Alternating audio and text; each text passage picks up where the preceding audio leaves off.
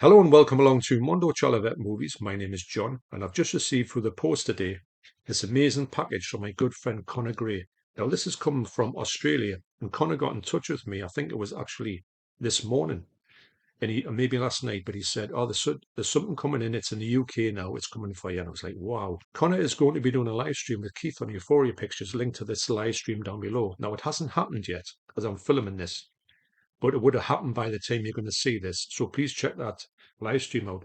If you want to know what Connor's all about, he has a great banter with Keith anyway, and you've probably seen him on a live stream before. But if you haven't and you want to know what Connor's all about, check the live stream out because he's full of knowledge and he lives in Australia. He's from Ireland originally, but he lives in Australia now. So yes, so I'm going to get into this. So what do I say? Nurse, Barry Scalpel, please. Thank you very much.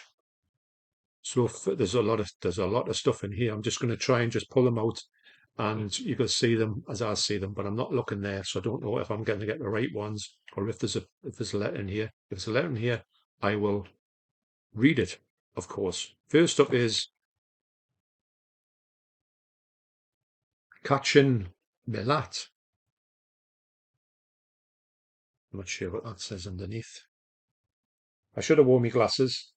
That's another catchphrase of mine. But Kachin Milat. Um, is that director's cut? I think it is at the bottom there. Excellent. Obviously, loads of packaging here. That's tea sorted tonight. Lovely with tomato sauce. Next up is,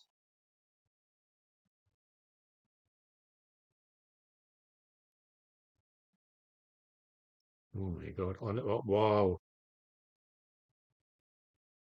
I wouldn't care, you know. Connor doesn't know this, but I was looking at this. This has been released from Imprint, and this is a stunning set. Look at this. Look at how thick it is. In here you get PJ, Pendulum, The Executioner, Newman's Law, George Peppard. Now, George Peppard was, I think, a great actor. He was obviously known for the A-Team, and he was more than that. And he was a really big star back in the day. And then he moved into the A-Team is kind of he's more like remembered for that. But this is a stunning set of ones that if I can read it, obviously I'm going to come back. What I'm going to do is I'm going to unbox these downstairs. So you can see these up close, and you will see what's inside them. And I'll come back and I'll tell you about the picture quality of them as well, and give you a little bit of a thoughts about it. This is mainly just me opening it for you to see what is in here, and for me to see what's in here. The thing about Imprint is the packaging is always immense, but you do know that when you get the stuff from there, you're going to get a great looking film as well. Imprint are renowned for that as well. But that's great. And I was looking at this, Connie. Not that you would know that, but I was looking at thinking that seems like a good thing to start. You know, with George Peppard, you can go and say, let's have a try of his stuff. And the fact is that Imprint put these together would mean that these are some of his best films. I wouldn't have to search that out online, but unbelievable. But you'll see this in better detail when I open this up downstairs. So that's George Peppard Film Focus. Last up in here is, get this the right way around, is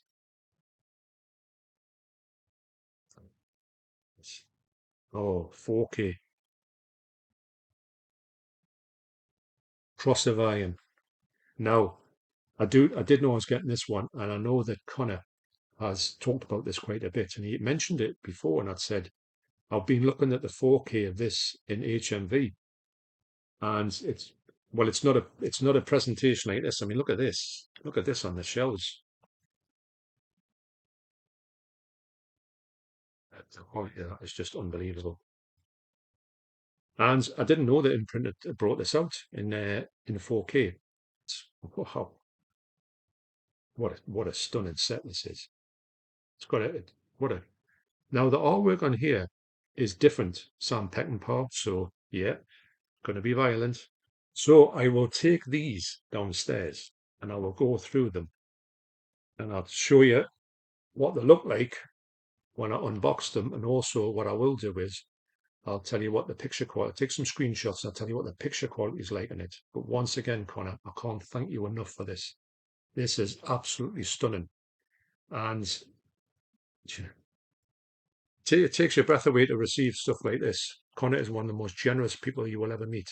And it was great to meet him on the live stream when I'm done with Keith, and we do chat regularly online as well. Yeah, but unbelievable. So thanks once again, Connor, and I'll see you about 10 seconds time when we go downstairs and unbox this. But look at this. Absolutely brilliant. Cheers, mate. So I've had a chance to have a flick through these, and first up is Milat.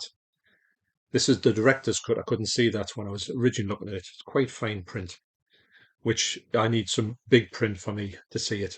So when I was talking to Connor on the live stream I did with Keith, link to that one down below if I haven't done already. Connor talked about this one. It was a true story that happened in Australia. Now, if you know about Wolf Creek, which is kind of an adaptation of a story like this about backpackers going missing, this is a real true life drama, cop drama about it, and I'm really looking forward to it. I was talking to Deborah about it, and as soon as I mentioned it was a true life crime thing, she was kind of going, so I think I might be able to watch this with Deborah. I've been looking online, and it says that it's not too graphic because obviously Wolf Creek is beyond belief when you look at it. I don't think she would ever go near that one. So this series is set over 2 discs. I think each disc has a feature-length presentation on it. I'm really interested to watch this. And it says contains additional footage not seen on TV. So like me, if you're a fan of Wolf Creek, you might want to check this out. I think in a future video, I'll come and I'll back and I'll talk about this when we've watched it. So that's Catching Milat. Next up is the George Peppard collection. Now, as you can see, when I was opening this up, I did not get the cut right, which is unusual for me. And this one will just have to stay like that until I get a protector for it. But on the shelves, you would never notice. So I flicked through these and had a good look at the quality of them. The quality of Catching Milat is absolutely brilliant, by the way. It's obviously taken straight from a TV series, brand new TV series, 2015. So it looks really good. It's spectacular actually, especially with the outdoor scenes, and there'll be a lot of them in there. So these ones go from 1968 to 1974. And I would say out of all of them, I'll put screenshots on, so you'll see 4 screenshots. When I watched them, I thought the Executioner was the one that looked the best. But all of these look great.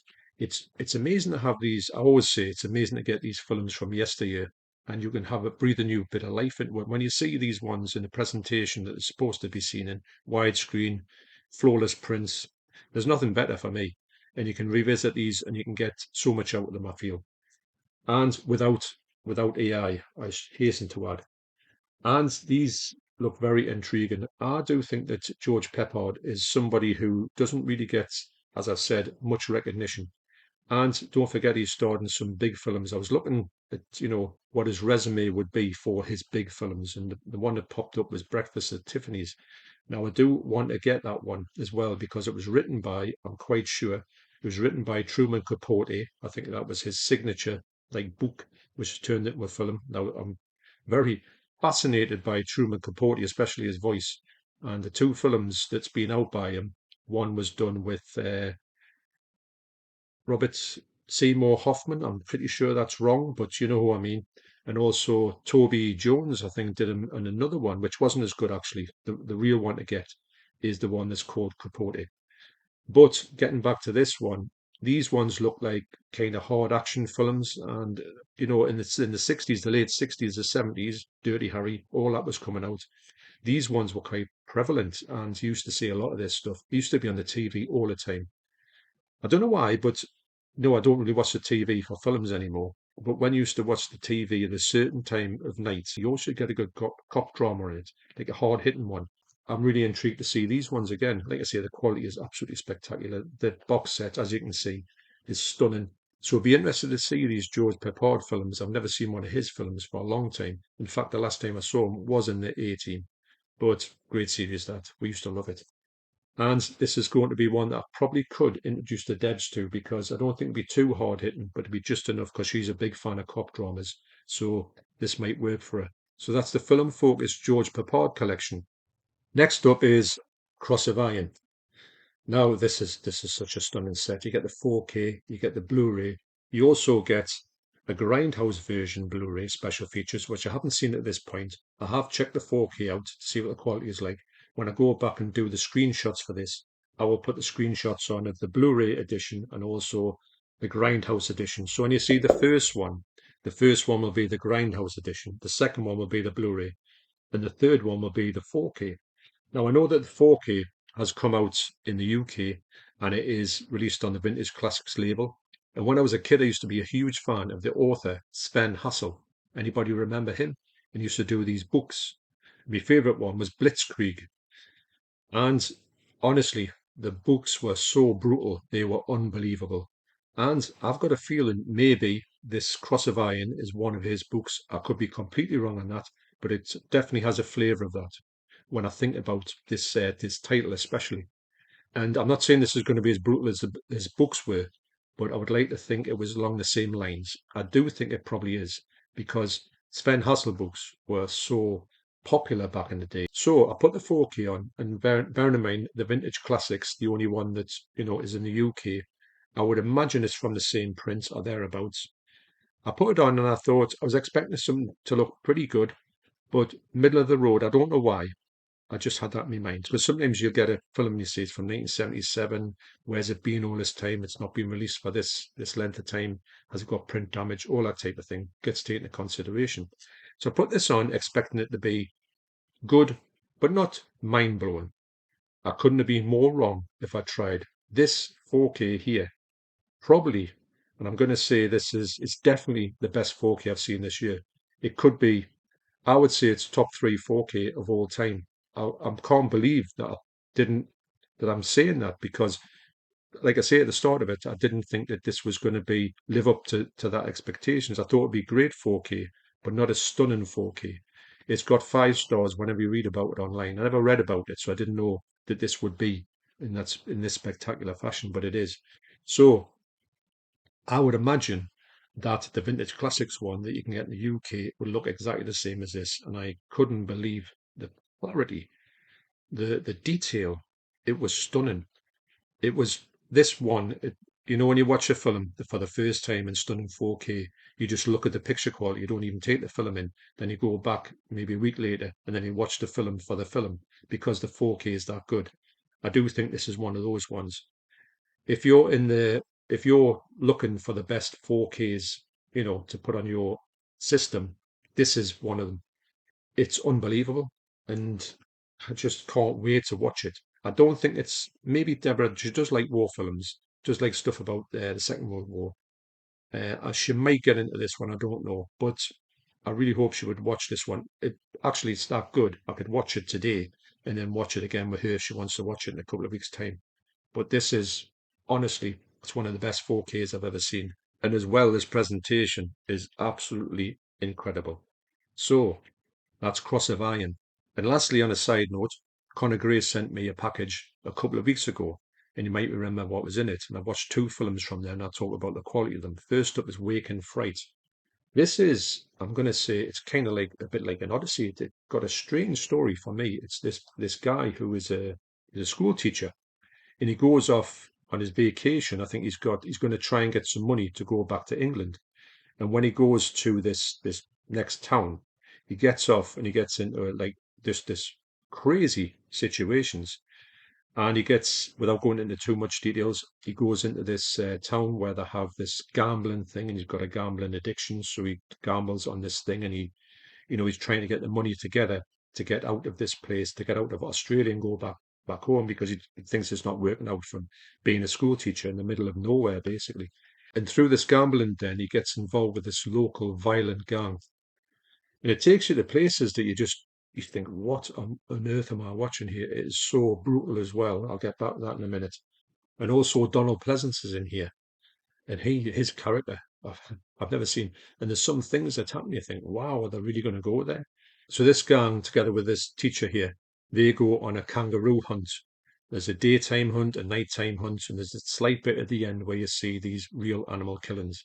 And it is really brutal. And I've got to admit, I did have my hand over the screen for quite a lot of it because it is next level. It looks great.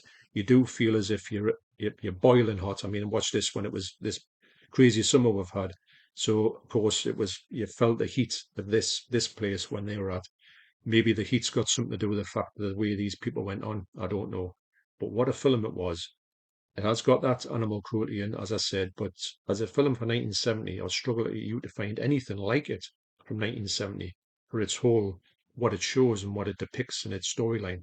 But like I said, beware of that animal cruelty. That's Wake and Fright.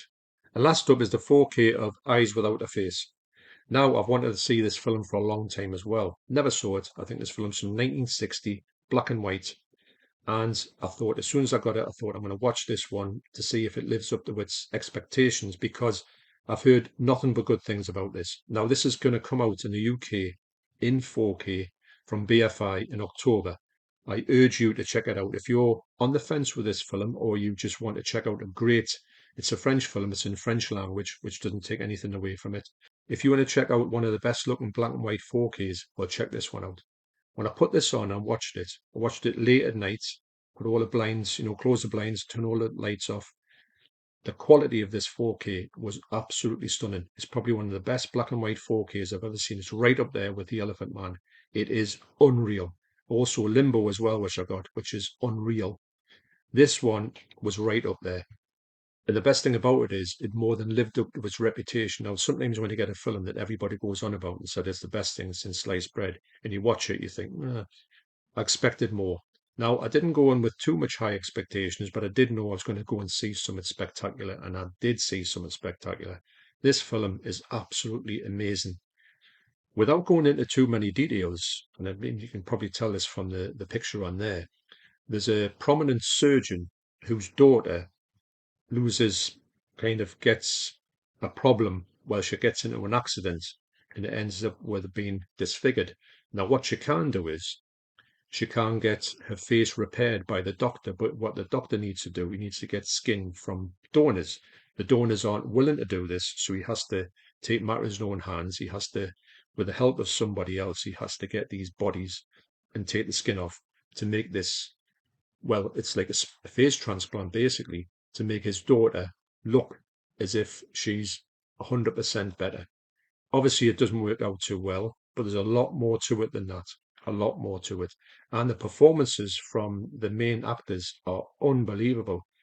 It was just such an engaging film, and I can't wait to watch it again. Actually, it's not the type of film that Deborah would watch, but I do think it's a horror film, but it's done in a different way. It's done in a way that you can kind of empathize with everybody in the film, not just I mean, the people that it's happening to and everybody, but all the characters you can empathize with, which is quite strange considering what is happening. But I can't recommend this film highly enough, both for film itself and picture quality.